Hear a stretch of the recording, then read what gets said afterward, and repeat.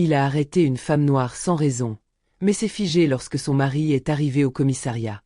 C'était un après-midi calme, presque trop calme. Le soleil, haut dans le ciel, déversait une chaleur lourde sur la ville. L'air semblait figé, suspendu dans une torpeur estivale, presque asphyxiant dans sa lenteur. Les rues étaient désertes, comme assoupies sous la chaleur accablante. Quelques voitures passaient lentement, leurs moteurs ronronnant en fond sonore, mais rien de plus. La ville respirait dans un silence presque irréel, seulement brisé de temps en temps par le pas des passants égarés qui sautaient de rentrer chez eux, fuyant la chaleur du jour.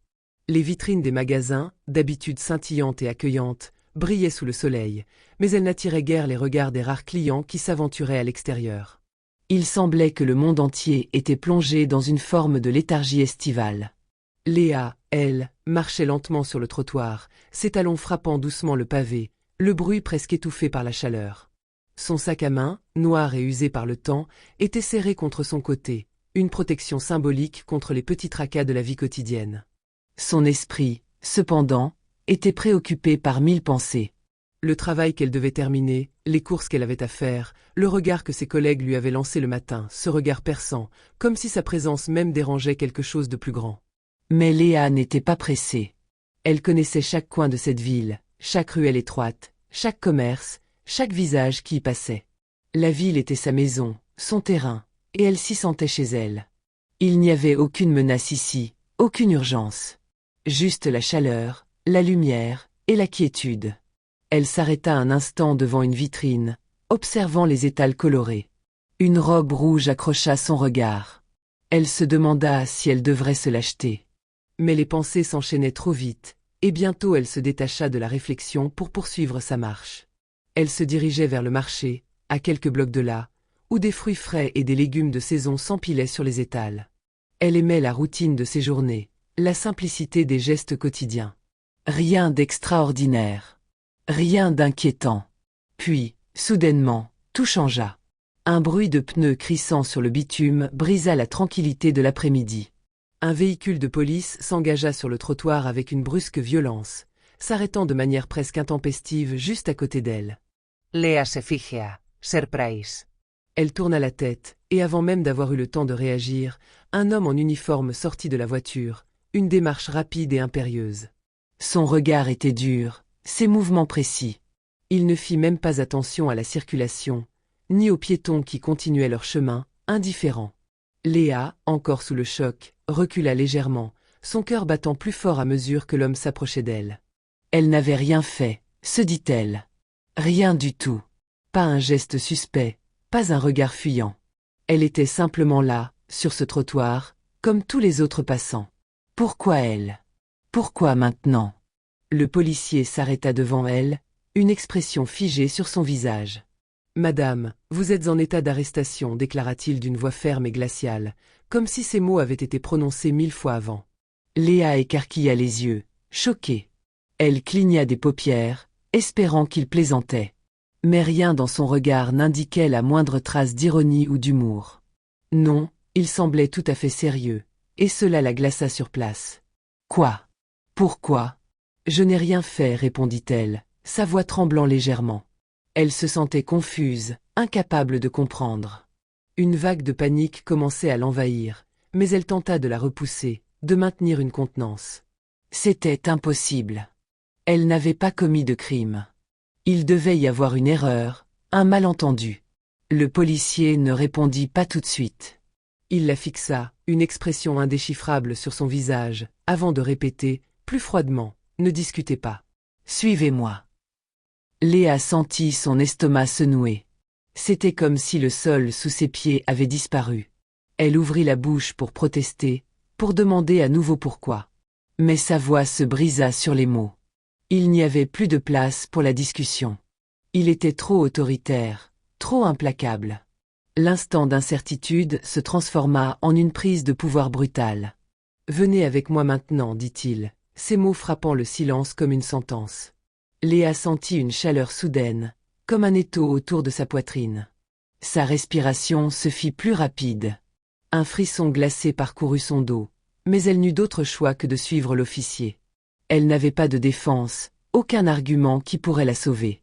Elle n'avait pas le droit de poser des questions. Pas dans ce monde-là. Elle fit quelques pas, chaque mouvement semblait lourd et lent, son cœur battant plus fort. Pourquoi l'avait-il arrêté? Quel était son crime? Qu'est-ce qui avait bien pu déclencher une telle décision? Elle connaissait les histoires de brutalité policière, les abus de pouvoir. Mais elle n'avait jamais cru qu'elle serait un jour la victime. Cela semblait si lointain, comme si ces choses arrivaient toujours aux autres personnes. Mais pas à elle. Le policier la mena jusqu'à une voiture de police garée en bordure du trottoir. La porte se ferma violemment derrière elle alors qu'elle s'installait, et tout à coup, la ville sembla s'éloigner. La chaleur, les bruits, tout disparut. Tout ce qu'elle entendait, c'était le moteur du véhicule qui se mettait en marche. Ses pensées tourbillonnaient. Le monde extérieur semblait flou, comme si tout s'était figé dans un cadre qui ne la concernait plus. Elle était maintenant en dehors de tout ce qu'elle avait connu. Léa se laissa aller contre le siège, fermant les yeux pour tenter de rassembler ses pensées. Comment en était-elle arrivée là? Pourquoi ce policier l'avait-il arrêtée? A-t-il seulement une vraie raison? Ou est-ce que cette rencontre n'était qu'un autre épisode de la violence systémique qui marquait la vie des femmes noires comme elle? Un frisson traversa son corps. Elle savait que ce qu'elle vivait n'était pas une simple coïncidence. Il y avait un autre jeu en cours ici. Et elle allait devoir comprendre de quoi il s'agissait. Le commissariat était un véritable tourbillon de bruit et de confusion. Les cris des détenus, les appels téléphoniques incessants, les portes qui claquaient sous la pression des policiers en mouvement, tout était un mélange de sons oppressants qui résonnaient contre les murs froids. Léa se retrouva dans une petite pièce exiguë, dont les murs semblaient se refermer sur elle à mesure que le temps s'égrenait. Le mobilier était sommaire, une vieille chaise en métal qui grinçait à chaque mouvement, une table en bois d'apparence délabrée, et des papiers éparpillés en désordre sur le sol, comme si l'endroit était une zone d'attente dans un monde paralysé par l'ennui et l'indifférence.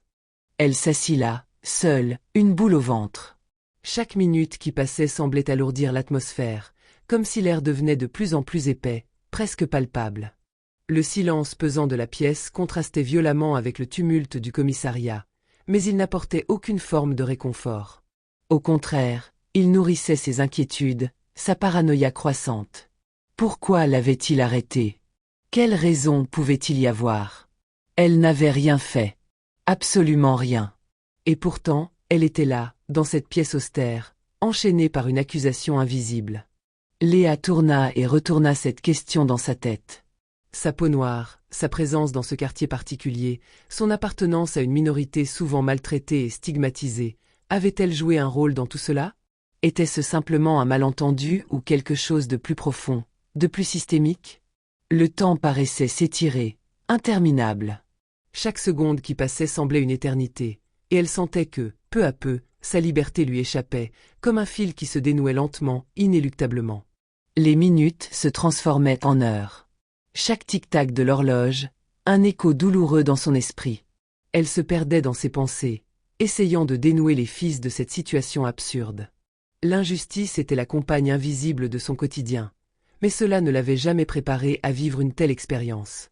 Elle avait grandi avec la conscience que la peau noire pouvait, parfois, être perçue comme une menace, mais ce n'était jamais aussi réel que dans ce moment précis. Elle n'avait rien fait de mal, et pourtant, tout en elle se sentait coupable, comme si le seul fait de marcher dans cette rue avait suffi à en faire une cible. Peut-être que c'était cela, en fin de compte, une erreur d'être elle-même dans un monde qui ne lui accordait ni répit ni reconnaissance. Le bruit d'une porte qui s'ouvre soudainement la tira de ses pensées. Elle leva la tête, espérant enfin une explication. Un autre policier entra dans la pièce, accompagné d'un homme. Léa plissa les yeux, son cœur s'emballant, et elle reconnut immédiatement celui qu'elle attendait. Damien. Son mari. Il semblait avoir parcouru un long chemin avant de parvenir jusqu'ici, les traits tirés, la fatigue évidente sur son visage. Mais, derrière cette apparence de fatigue, il y avait quelque chose de plus. Une force tranquille, une détermination qui traversait son regard. Il s'arrêta un instant à la porte, ses yeux se posant sur elle. Léa ressentit instantanément un soulagement, une bouffée d'air frais. Enfin, quelqu'un qui la connaissait, quelqu'un qui allait la sortir de cet enfer silencieux. Mais ce soulagement fut de courte durée. Lorsqu'il s'avança, un froid étrange s'installa dans la pièce. Qu'est-ce qui se passe ici? demanda-t-il d'une voix qu'il avait du mal à garder calme, sa tension palpable dans chaque syllabe. Léa observa le policier qui l'avait interpellé. Il se figea. Un simple mouvement, un tressaillement, mais Léa le remarqua immédiatement. Tout en lui, son corps, son regard, ses gestes, tout indiquait un changement. L'homme qui, quelques instants plus tôt, semblait avoir été une figure d'autorité inébranlable, se retrouva soudainement pris au piège par la présence de Damien. Léa le vit échanger un regard furtif avec son supérieur, comme si, à cet instant, il attendait un ordre, un signe, mais aucun ne vint. L'officier semblait perdu, hésitant, presque vulnérable. Damien, lui, ne se laissa pas distraire. Il s'approcha de sa femme sans une seconde d'hésitation, son regard ne quittant pas le policier qui se tenait devant eux. Il posa une main protectrice sur l'épaule de Léa, un geste presque automatique, comme s'il avait agi sans même réfléchir, et la rassura simplement par sa présence. Il ne prononça pas un mot pendant un long moment, mais son regard était plus qu'assez parlant. Il ne comptait pas laisser cette situation se dérouler sans qu'une réponse soit donnée. « Pourquoi avez-vous arrêté ma femme ?» demanda-t-il enfin, sa voix basse mais ferme, emplie de cette force tranquille qui était la sienne. Ses mots étaient mesurés, mais chaque syllabe semblait peser une tonne. L'officier, Richard Dubois, ouvrit la bouche pour répondre, mais un malaise évident s'empara de lui. Il balbutia quelques mots, une tentative de justification qui ne parvenait à aucun moment à quitter ses lèvres de manière cohérente. Ses yeux, normalement froids et perçants, cherchaient à éviter le regard perçant de Damien. Un silence lourd, presque palpable, envahit la pièce. Le bruit du monde extérieur semblait s'être effacé, comme si le temps lui-même hésitait à poursuivre son cours. Damien, toujours aussi calme, observait les policiers avec une intensité étrange, une intensité qui n'échappait pas à Léa, ni aux policiers en face d'eux. Il n'était pas un homme ordinaire. Damien, avocat réputé et défenseur intransigeant des droits civiques, avait l'habitude de se battre contre des systèmes d'injustice. Son nom était synonyme de lutte pour l'égalité raciale, et chaque mouvement qu'il faisait semblait porteur de ce combat. Mais il n'était pas seulement cet homme déterminé à changer les choses. Il portait en lui les cicatrices d'un passé beaucoup plus complexe, des blessures qui s'étaient insidieusement infiltrées dans sa vie personnelle et professionnelle. Des années plus tôt, alors qu'il n'était qu'un jeune homme, Damien avait eu une altercation avec un policier dans une autre ville. L'incident, qui avait éclaté en pleine lumière médiatique, était devenu un symbole de la brutalité policière envers les jeunes noirs dans les quartiers populaires. Bien que l'affaire ait été réglée à l'amiable, la réputation du policier impliqué avait été irrémédiablement ternie. Ce policier, ce visage qu'il avait observé à travers les médias, n'était autre que Richard Dubois, celui qui se trouvait maintenant devant lui, tenant un rôle de pouvoir et d'autorité qu'il avait perdu, à ses yeux, depuis longtemps. Le nom de Richard Dubois n'était pas un nom parmi tant d'autres pour Damien. Il le reconnaissait dès qu'il l'avait vu. Mais ce n'était pas simplement un policier quelconque, un visage parmi d'autres dans la foule. Non, Dubois représentait un passé douloureux, une période où l'injustice l'avait frappé de plein fouet. Il était celui qui, dans un instant de violence, avait failli briser sa vie. Ce policier était plus qu'un simple acteur de son passé. Il était l'incarnation même de ses luttes, de ses frustrations et de ses cicatrices non cicatrisées. Et aujourd'hui, ce policier, plus âgé mais toujours aussi froid, se tenait devant lui, dans une ville différente, en tant qu'officier, non plus de la justice, mais de la revanche. Léa, sans le savoir, était tombée dans une des nombreuses zones d'ombre du passé de cet homme. Elle n'avait rien fait de mal, elle n'avait fait que croiser le chemin de celui qui, dans un accès de pouvoir, s'était permis de faire de la haine un instrument de contrôle. Et à travers son arrestation, ce passé venait de ressurgir dans toute sa violence et son implacabilité.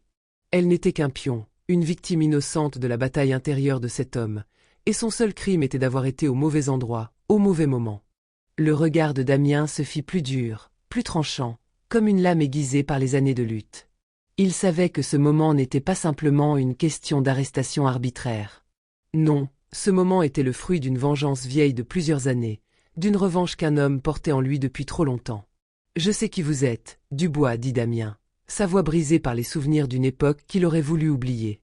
Vous ne pouvez pas cacher votre histoire. Vous pouvez essayer de faire pression sur ma femme, mais vous ne me ferez pas taire. » Le poids de ces mots pesa lourdement dans la pièce, mais ce fut le silence suivant qui en dit long. Richard Dubois, pris de court, baissa les yeux, incapable de soutenir le regard du jeune avocat. L'homme d'autorité qu'il avait été dans cette ville se décomposait sous le regard implacable de Damien. La vérité était désormais là, exposée au grand jour.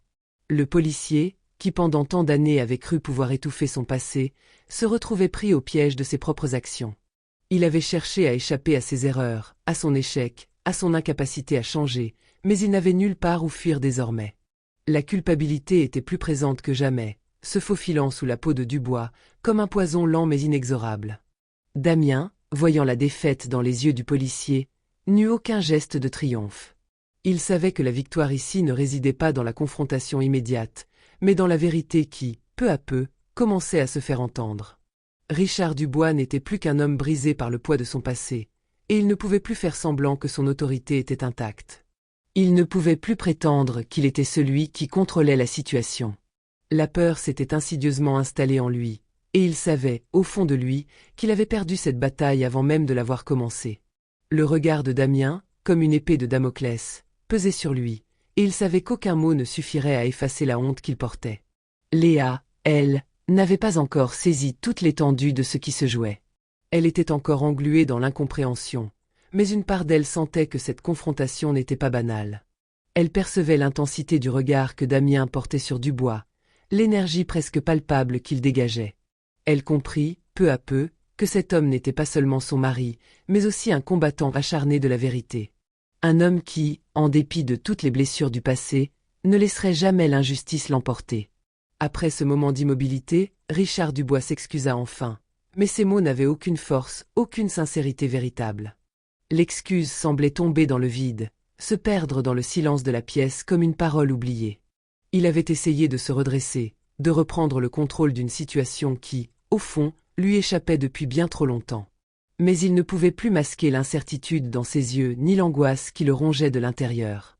Cette arrestation, cette prise de pouvoir sur une femme innocente, n'avait été qu'une tentative désespérée de s'imposer à une réalité qu'il ne comprenait plus, une réponse maladroite à une culpabilité qu'il ne pouvait effacer.